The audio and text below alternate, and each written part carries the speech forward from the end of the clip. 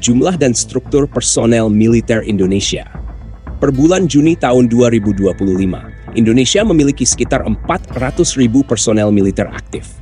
Ini terdiri dari 3 matra utama, yaitu TNI Angkatan Darat, TNI Angkatan Laut, dan TNI Angkatan Udara. Selain itu, terdapat juga komponen cadangan yang baru diperkuat dalam beberapa tahun terakhir. Jumlah pasukan cadangan ini mencapai lebih dari 150.000 personel yang berasal dari pelatihan-pelatihan komponen cadangan atau Komcat yang digagas sejak tahun 2021. Indonesia tidak menerapkan wajib militer secara menyeluruh seperti di Korea Selatan atau Israel. Namun, melalui program Komcat, warga sipil yang memenuhi syarat bisa mengikuti pelatihan militer sukarela dan setelahnya ditetapkan sebagai bagian dari cadangan strategis nasional. Ini menjadikan sistem pertahanan Indonesia berbasis pada militer sukarela, namun dengan skema pendukung dari warga negara yang siap digerakkan bila negara dalam kondisi darurat. Dalam hal struktur, personel militer Indonesia dibagi ke dalam berbagai satuan. TNI Angkatan Darat mendominasi dari sisi jumlah, dengan pasukan infanteri sebagai tulang punggungnya, yang terdiri dari Komando Cadangan Strategis Angkatan Darat, Kostrad, dan Komando Pasukan Khusus, Kopassus. Di sisi maritim, TNI Angkatan Laut memiliki satuan elit seperti Korps Marinir dan Detasemen Jala Mangkara. Sedangkan TNI Angkatan Udara diperkuat oleh Satuan Pasukan Khas, Paskhas, yang bertugas menjaga instalasi dan operasi strategis di udara. Masing-masing angkatan juga memiliki komando teritorial, tempur, dan pendukung. Anggaran pertahanan Indonesia. Pada tahun 2024, anggaran pertahanan Indonesia mencapai sekitar 150 triliun rupiah atau setara dengan sekitar 15% dari total belanja negara dan sekitar 1,2% dari produk domestik bruto nasional. Jika dibandingkan dengan negara-negara besar di kawasan, angka ini tergolong moderat, mencerminkan pendekatan strategis Indonesia yang lebih fokus pada pertahanan wilayah daripada ekspansi militer. Penggunaan dana pertahanan ini tersebar dalam beberapa sektor utama. Salah satu prioritas utama adalah modernisasi alat utama sistem senjata, alutsista. Indonesia terus berupaya memperbarui armada tempurnya, baik di darat, laut, maupun udara, termasuk pembelian pesawat tempur Rafale dari Prancis, kapal selam dari Korea Selatan, serta pengembangan drone dan sistem pertahanan siber. Selain itu, alokasi untuk kesejahteraan prajurit juga menjadi perhatian penting. Pemerintah telah meningkatkan tunjangan dan gaji prajurit untuk menjaga moral dan profesionalitas TNI. Namun, sebagian pengamat menilai bahwa porsi belanja untuk pemeliharaan dan perawatan masih perlu ditingkatkan agar peralatan yang ada tetap dalam kondisi siap tempur. Secara keseluruhan, anggaran pertahanan Indonesia mencerminkan keseimbangan antara modernisasi militer, penguatan sumber daya manusia, dan pengembangan teknologi pertahanan dalam negeri.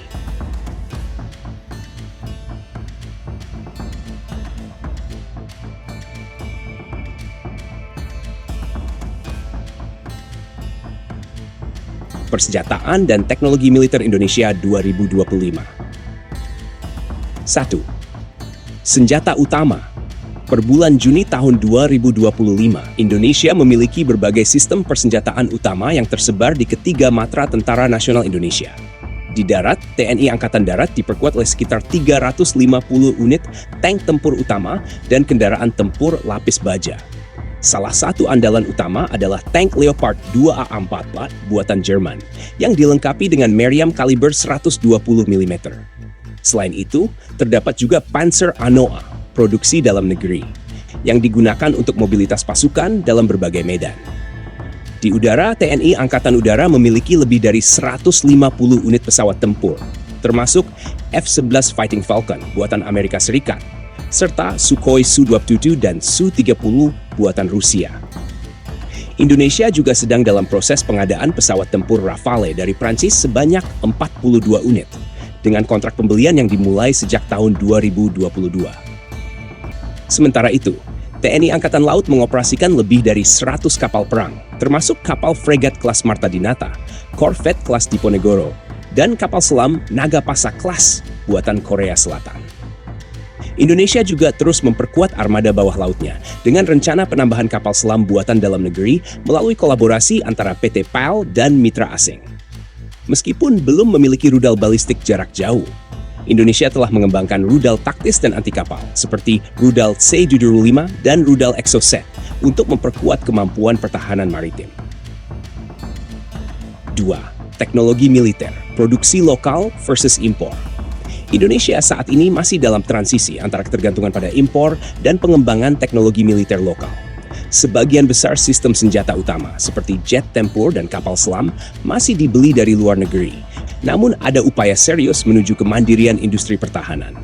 PT Pindad memproduksi senapan serbu SS-2 dan kendaraan taktis seperti Komodo. PT PAL telah mampu membangun kapal perang seperti Kari Bung Tomo dan LPD kelas Makassar, serta terlibat dalam pembuatan kapal selam dalam negeri. Selain itu, Lembaga Penerbangan dan Antariksa Nasional yang kini tergabung dalam BRIN juga berkontribusi dalam pengembangan drone tempur dan pengintaian seperti Elang Hitam.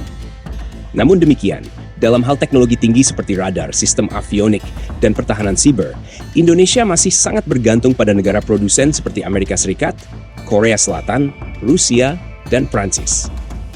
3. Kemampuan nuklir. Hingga saat ini, Indonesia tidak memiliki senjata nuklir dan secara resmi berkomitmen pada prinsip non-proliferasi nuklir. Indonesia adalah salah satu penandatangan Traktat Non-Proliferasi Nuklir NPT sejak tahun 1970 dan juga aktif dalam kerangka zona bebas senjata nuklir Asia Tenggara. Meski memiliki cadangan uranium dan kapasitas teknologi nuklir sipil melalui Batan dan kerjasama dengan Badan Tenaga Atom Internasional, Indonesia tidak menunjukkan indikasi mengembangkan senjata nuklir. Fokus utama teknologi nuklir Indonesia tetap berada di sektor energi, medis, dan pertanian.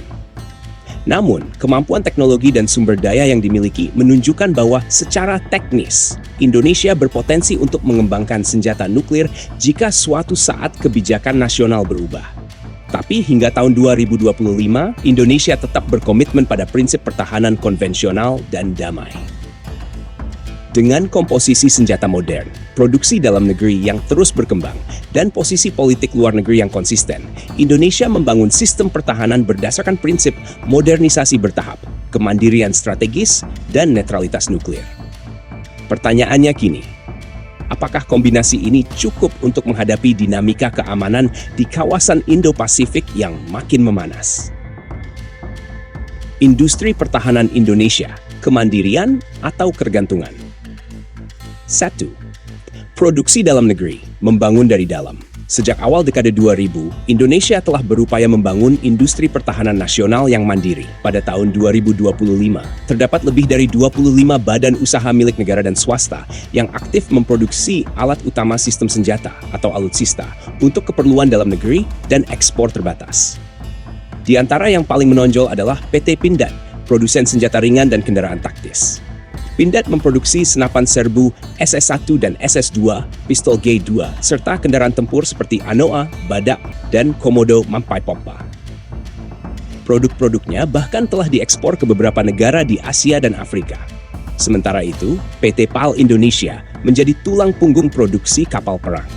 Sejak tahun 2010, perusahaan ini telah membangun kapal Landing Platform Dock (LPD), kapal cepat rudal, dan bahkan kapal selam dalam kerjasama dengan Korea Selatan. Kapal selam Nagapasa Class adalah contoh kolaborasi antara kemampuan lokal dan transfer teknologi dari luar. Untuk sektor kedirgantaraan, PT Dirgantara Indonesia atau PTDI memproduksi pesawat angkut ringan seperti CN-205 dan NC-212I yang digunakan oleh militer dan instansi sipil. PTI juga aktif merakit dan memelihara helikopter untuk TNI seperti H-22M KAL dan Bell Matsabu-2. Ketergantungan terhadap impor, fakta yang tak terbantahkan. Meskipun industri pertahanan dalam negeri terus berkembang, pada kenyataannya, Indonesia masih sangat bergantung pada impor alutsista strategis. Hingga tahun 2025, lebih dari 70% persenjataan utama seperti jet tempur, radar, sistem rudal, dan kapal selam masih berasal dari negara asing. Jet tempur F-11 dan Sukhoi, sistem rudal Exocet dan C-75, serta kapal selam Chengbogo Class adalah beberapa contoh pengadaan dari luar negeri. Bahkan dalam program modernisasi, Indonesia tetap mengandalkan pembelian Rafale dari Prancis dan frigat dari Italia dan Inggris, yang dimulai sejak tahun 2022. Selain itu, Meskipun beberapa proyek mencantumkan skema transfer teknologi, pelaksanaannya tidak selalu maksimal. Banyak pengamat mencatat bahwa sebagian besar industri lokal masih menangani bagian perakitan akhir final assembly atau perawatan ringan, sementara komponen inti dan teknologi sensitif tetap dikuasai mitra asing. Antara ambisi dan realita. Pada tahun 2025, Indonesia berada di persimpangan jalan antara ambisi kemandirian dan realitas ketergantungan. Negara ini telah memiliki fondasi industri pertahanan yang cukup kuat, namun tetap membutuhkan waktu, investasi, dan konsistensi kebijakan untuk benar-benar lepas dari dominasi impor. Pertanyaannya, apakah industri pertahanan Indonesia siap berdiri di atas kakinya sendiri, atau akan terus menjadi pasar bagi alutsista global? Doktrin militer Indonesia, defensif atau siap berperang? Strategi pertahanan atau ofensif? Dalam doktrin resminya, hingga tahun 2025, Indonesia menganut strategi militer berbasis pertahanan aktif. Ini berarti Indonesia tidak menganut sikap ekspansif atau ofensif seperti beberapa negara lain, namun tetap menyiapkan kekuatan yang mampu merespons ancaman dengan cepat dan keras. Doktrin ini dikenal sebagai Sisangkamrata atau Sistem Pertahanan dan Keamanan Rakyat Semesta. Sebuah strategi yang menggabungkan kekuatan militer reguler dengan dukungan rakyat sipil secara menyeluruh apabila negara menghadapi perang besar. Indonesia menolak konsep ekspansi teritorial dan secara tegas mematuhi prinsip non-intervensi dan kedaulatan nasional, sebagaimana tercantum dalam UUD 1945 dan Garis Besar Kebijakan Luar Negeri Bebas Aktif.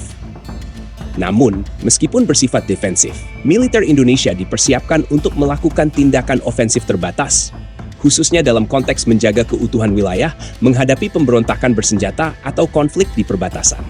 Contoh nyata bisa dilihat dalam operasi penumpasan kelompok separatis bersenjata di Papua, atau patroli bersenjata di wilayah perairan Natuna. 2. Kesiapan tempur. Seberapa cepat TNI siap bergerak? Per tahun 2025, militer Indonesia memiliki beberapa satuan dengan tingkat kesiapan tempur tinggi yang dirancang untuk dikerahkan dalam waktu singkat saat krisis terjadi. TNI Angkatan Darat mengandalkan Komando Cadangan Strategis Angkatan Darat (Kostrat) dan pasukan elit Kopassus yang dapat dimobilisasi dalam waktu kurang dari 24 jam untuk situasi darurat nasional. TNI Angkatan Laut memiliki Korps Marinir dan Satuan Cepat Denjaka, sementara TNI Angkatan Udara memiliki Paskas yang dilatih untuk merebut dan mempertahankan lapangan udara strategis dalam hitungan jam. Indonesia juga memiliki kekuatan cadangan nasional berupa komponen cadangan COMCAT yang mulai diaktifkan sejak tahun 2021. Meski tidak selalu siaga, COMCAT dilatih untuk mendukung operasi militer ketika ancaman besar muncul dan masa mobilisasinya bisa berlangsung dalam kurun waktu beberapa minggu. Namun harus diakui, kesiapan tempur TNI masih menghadapi tantangan dalam hal logistik, interoperabilitas teknologi, dan distribusi pasukan ke daerah-daerah terpencil. Dengan luas wilayah lebih dari 17.000 pulau, pengiriman pasukan dan peralatan militer menjadi faktor kunci yang masih terus dibenahi. Bertahan, tapi siap menyerang bila diperlukan.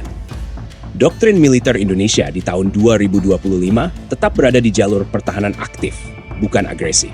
Namun, di balik sikap damai itu, tersimpan kekuatan yang terlatih, tangguh, dan mampu merespons dengan cepat bila kedaulatan negara terusik. Pertanyaannya, dalam dunia yang makin tidak pasti, apakah strategi pertahanan saja cukup untuk menjaga Indonesia dari ancaman modern yang tak selalu datang dalam bentuk perang konvensional? Aliansi Militer Indonesia, netral tapi tak sendirian. 1. Keanggotaan dalam organisasi militer. Tidak masuk NATO, tidak masuk fakta manapun. Hingga tahun 2025, Indonesia bukan anggota aliansi militer manapun, seperti NATO, Pak Pertahanan Atlantik Utara, atau CSTO, Organisasi Perjanjian Keamanan Kolektif. Hal ini sejalan dengan kebijakan luar negeri Indonesia yang sejak awal kemerdekaannya menganut prinsip bebas aktif, tidak berpihak kepada blok militer manapun, namun tetap aktif menjaga perdamaian dunia. Indonesia juga bukan bagian dari aliansi militer regional seperti Five Power Defense Arrangements (FPDA) yang digagas oleh Inggris, Malaysia, Singapura, Australia, dan Selandia Baru. Namun, meskipun tidak tergabung dalam fakta militer formal, Indonesia aktif terlibat dalam kerjasama keamanan internasional, baik dalam skema bilateral maupun multilateral. 2. Kerjasama pertahanan, netral, tapi punya mitra strategis. Pada tahun 2025, Indonesia menjalin kemitraan pertahanan dengan berbagai negara besar. Di antaranya, Amerika Serikat menjadi mitra strategis sejak era reformasi. Indonesia menerima bantuan pelatihan, peralatan militer, dan bekerja sama dalam latihan bersama seperti Garuda Shield. Pada tahun 2022, latihan ini diperluas menjadi latihan multinasional, melibatkan lebih dari 12 negara. China, meskipun bersaing secara geopolitik di Laut Natuna Utara, kerjasama teknis tetap berlangsung, terutama dalam bidang industri pertahanan dan pengadaan radar serta drone. Rusia menjadi salah satu pemasok utama alutsista seperti Sukhoi Su-27 dan Su-30, serta menjalin kerjasama pelatihan pilot dan pengembangan teknologi militer. Korea Selatan menjadi mitra penting dalam pengembangan kapal selam Nagapasa Class dan kerjasama dalam proyek jet tempur KF-20 Boramae, meski Indonesia masih menunggak pembayaran dalam program tersebut hingga tahun 2024. Sejak 2022, Indonesia menandatangani kontrak pembelian 42 unit jet tempur Rafale, sekaligus membuka jalan bagi transfer teknologi dan kerjasama industri pertahanan jangka panjang. Turki. Dalam beberapa tahun terakhir, Indonesia bekerja sama dengan Turki dalam pengembangan rudal, kendaraan tempur, dan drone tempur, termasuk proyek bersama antara Roketsan dan PT Pindad. ASEAN dan PBB. Indonesia juga aktif dalam kerangka ASEAN Defense Ministers Meeting, serta rutin mengirim pasukan penjaga perdamaian PBB, menjadikannya salah satu kontributor terbesar dari Asia Tenggara. Kesimpulan, tidak berpihak, tapi terhubung. Indonesia mungkin tidak tergabung dalam aliansi militer formal, namun itu bukan berarti berdiri sendiri. Dalam dunia geopolitik tahun 2025, Indonesia memainkan peran sebagai negara netral yang terhubung ke berbagai kutub kekuatan dunia. Dengan kebijakan bebas aktif, Indonesia membangun kekuatan militernya bukan untuk menyerang, tapi agar tak bisa ditekan. Dan di balik layar, aliansi informal dan kerjasama senyap menjadi bagian dari strategi pertahanan jangka panjang. Pertanyaannya, seberapa lama strategi bebas aktif ini bisa bertahan di tengah ketegangan blok militer baru yang terus tumbuh di kawasan Indo-Pasifik? Kekuatan non-konvensional Indonesia, perang tanpa wajah. 1. Cyber warfare, medan tempur tak terlihat. Memasuki tahun 2025, Indonesia telah secara aktif membentuk dan mengembangkan unit khusus untuk pertahanan siber. Ancaman dari dunia maya tidak lagi dianggap sekadar gangguan, tetapi sebagai salah satu ancaman strategis utama terhadap kedaulatan negara. Di bawah koordinasi Badan Siber dan Sandi Negara (BSSN) yang dibentuk sejak tahun 2017, Indonesia memiliki pasukan siber yang bertugas memantau, melindungi, dan dalam batas tertentu melakukan operasi siber terhadap ancaman dari luar negeri. Selain BSSN, TNI juga memiliki unit siber internal, khususnya di bawah Pusat Sandi dan Siber TNI. Unit ini bertanggung jawab untuk keamanan komunikasi militer, pertahanan jaringan strategis, serta simulasi serangan digital. Namun, dibanding negara-negara besar seperti Amerika Serikat atau China, kemampuan cyber warfare Indonesia masih berada dalam kategori berkembang, dengan fokus utama pada pertahanan siber dan respon insiden, bukan operasi ofensif berskala besar. Perang informasi dan intelijen di balik layar strategi nasional. Indonesia memiliki Badan Intelijen Negara (BIN) sebagai lembaga utama yang menangani urusan intelijen strategis. Didirikan pada tahun 1966 dan diperkuat secara signifikan setelah reformasi, BIN merupakan tulang punggung dalam perang informasi dan pengumpulan data rahasia nasional. Per tahun 2025, BIN aktif dalam berbagai bidang, mulai dari kontraterorisme, kontraintelijen, pengawasan jaringan asing, hingga deteksi ancaman digital dan ideologis. Selain itu, TNI juga memiliki Dinas Intelijen Strategis, yang berfokus pada pengumpulan dan analisis intelijen militer dalam dan luar negeri. Meski tidak sekuat CIA milik Amerika Serikat atau GRU milik Rusia, kemampuan intelijen Indonesia dikenal lihai, adaptif, dan bekerja secara senyap, terutama dalam penanganan gerakan separatis dan infiltrasi kelompok radikal. Pada dekade terakhir, BIN juga mulai aktif dalam perang informasi di ruang publik, dengan strategi yang mencakup pengendalian narasi media, kontra propaganda digital, dan infiltrasi opini publik di media sosial. demi menjaga stabilitas nasional. 3. Pasukan bayangan. Tak terlihat tapi ada. Berbeda dengan beberapa negara yang terang-terangan menggunakan tentara bayaran atau milisi bersenjata yang disponsori negara, Indonesia secara resmi tidak mengakui atau menggunakan pasukan semacam itu. Namun dalam praktiknya, ada indikasi keberadaan jaringan sipil bersenjata yang mendapat dukungan logistik atau pembinaan dari negara, terutama dalam konteks konflik internal seperti di Papua atau daerah rawan terorisme. Beberapa kelompok pro-negara beroperasi di zona konflik dengan status semi-formal, seringkali berupa organisasi masyarakat, pejuang lokal, atau relawan pertahanan yang mendukung operasi militer secara informal.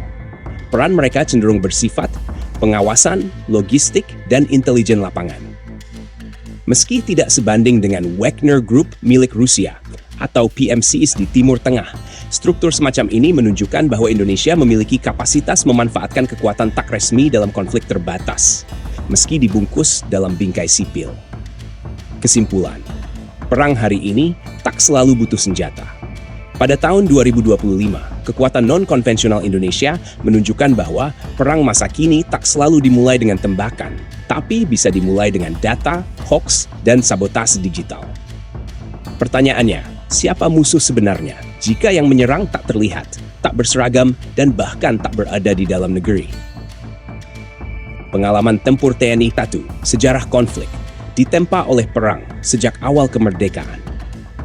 Tentara Nasional Indonesia, atau disingkat TNI, bukanlah kekuatan militer yang lahir dari ruang kelas atau meja diplomasi. Sejak tahun 1945, TNI dibentuk langsung dari kancah perang kemerdekaan melawan Belanda dan terus aktif dalam berbagai konflik hingga hari ini. Beberapa pengalaman tempur penting TNI antara lain: Revolusi Fisik, tahun 1945 hingga 1949. TNI terlibat langsung dalam mempertahankan kemerdekaan dari agresi militer Belanda, termasuk dalam Pertempuran Surabaya dan agresi militer Belanda kedua. Penumpasan pemberontakan dalam negeri, tahun 50-an hingga 80-an. TNI menghadapi berbagai pemberontakan seperti PRRI, Permesta, dan PKI di Madiun pada tahun 1948. Konfrontasi Indonesia-Malaysia, tahun 1903 hingga 1966. TNI melancarkan operasi militer di Kalimantan dalam konflik diplomatik dan militer melawan pembentukan Federasi Malaysia.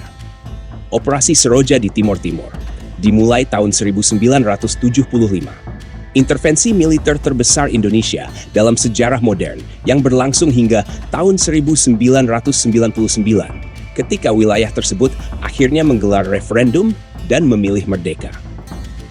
Operasi di Aceh dan Papua langsung hingga awal tahun 2000.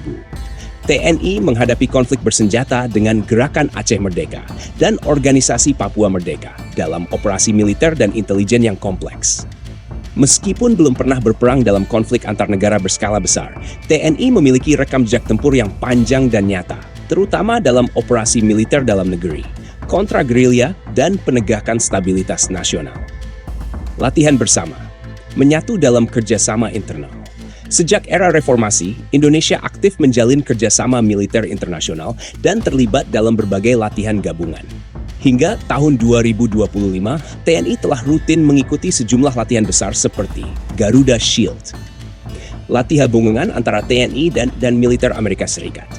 Sejak tahun 2021, latihan ini berkembang menjadi latihan multinasional, melibatkan lebih dari 12 negara, termasuk Jepang, Korea Selatan, dan Australia. Latihan Komodo, latihan angkatan laut berskala internasional yang digelar sejak tahun 2014, melibatkan kapal perang dan pasukan dari puluhan negara dalam misi diplomasi maritim dan bantuan kemanusiaan. Garuda Shakti, latihan gabungan antara Indonesia dan India yang difokuskan pada operasi tempur di hutan dan perang konvensional. Wirajaya, latihan militer bersama dengan Australia, berfokus pada keterpaduan taktik infanteri dan peningkatan kemampuan tempur bersama. ADMM Plus, dalam kerangka kerjasama ASEAN, Indonesia ikut dalam latihan gabungan regional sejak tahun 2010, mencakup bidang anti-terorisme, bantuan bencana, dan keamanan maritim. Kesimpulan, dari perang gerilya ke latihan global. Militer Indonesia telah ditempa oleh konflik nyata sejak hari pertama kelahirannya, menjadikannya salah satu militer di Asia Tenggara dengan pengalaman tempur domestik yang kaya. Kini, di era 2020-an, TNI melengkapi kekuatan tempurnya dengan latihan bersama militer-militer besar dunia sebagai upaya memperkuat profesionalisme dan kesiapan tempur dalam menghadapi tantangan masa depan. Pertanyaannya, apakah pengalaman dari hutan dan gunung Indonesia cukup untuk menghadapi medan perang digital dan konflik teknologi tinggi di masa depan?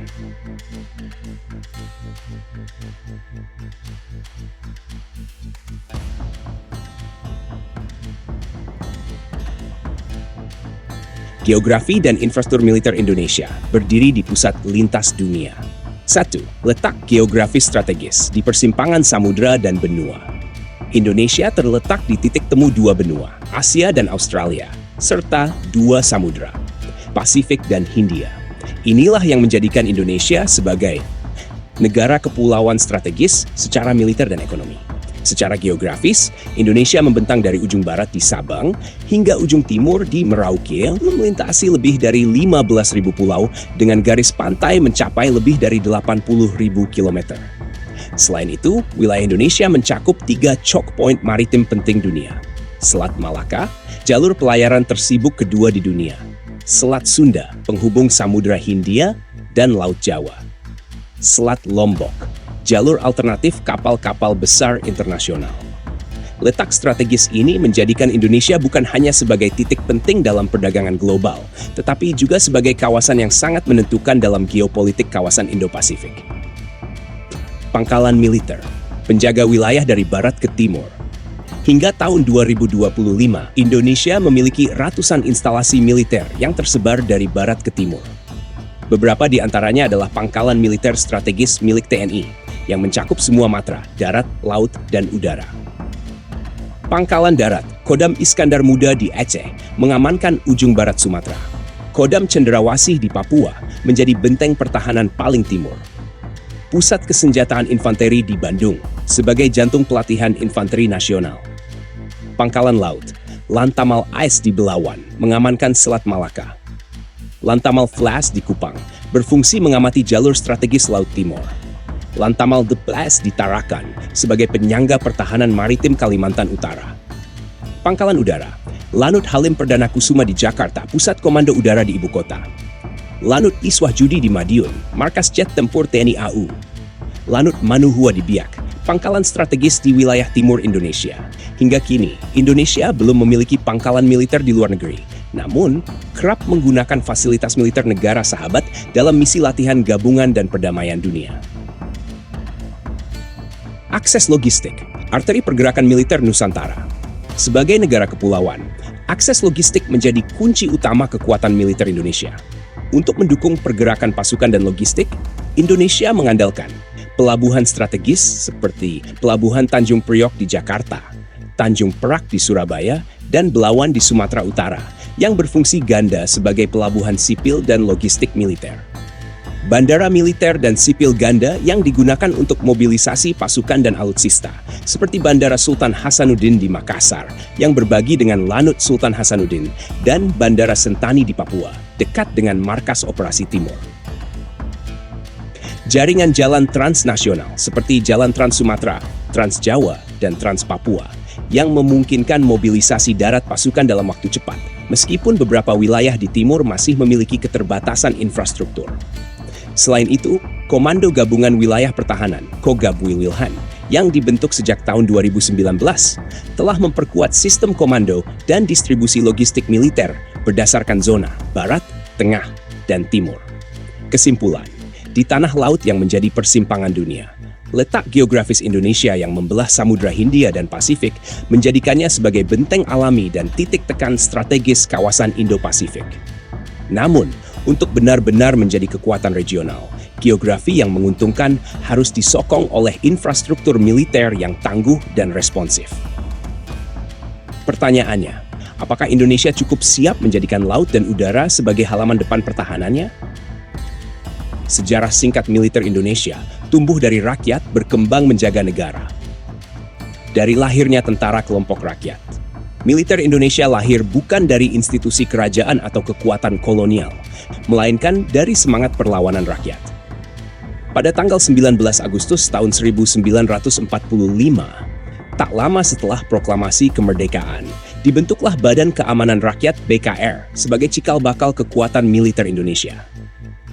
Namun, karena kebutuhan akan kekuatan pertahanan yang lebih terorganisasi, BKR diubah menjadi Tentara Keamanan Rakyat (TKR), lalu berkembang menjadi Tentara Republik Indonesia.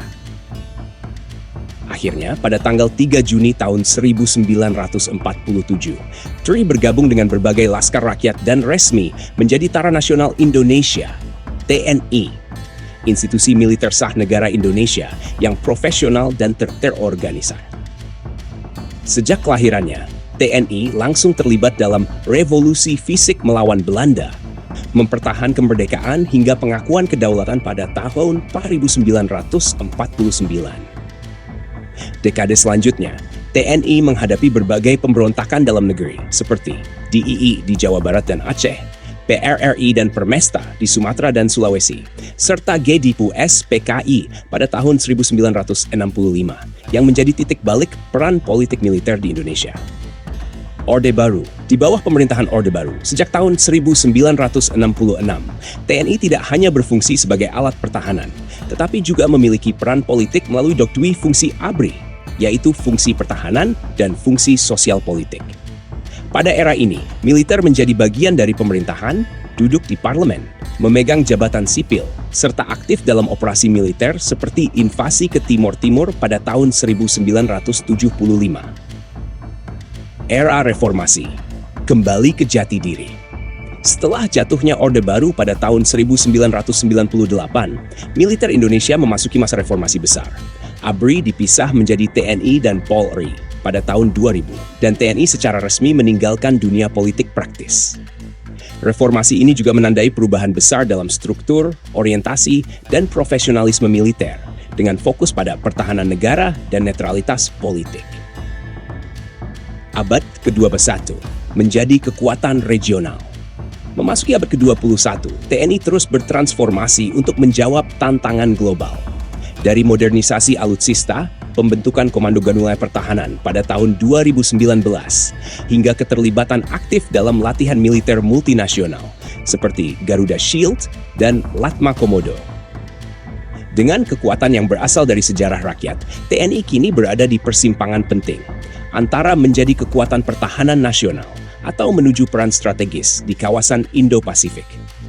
Kesimpulan, tentara rakyat yang terus berubah, dari gerilyawan rakyat tahun 1945 hingga militer profesional di tahun 2025, sejarah militer Indonesia adalah perjalanan panjang antara idealisme, politik, dan kebutuhan untuk bertahan. Sejarah militer Indonesia, dari bambu runcing ke kekuatan modern.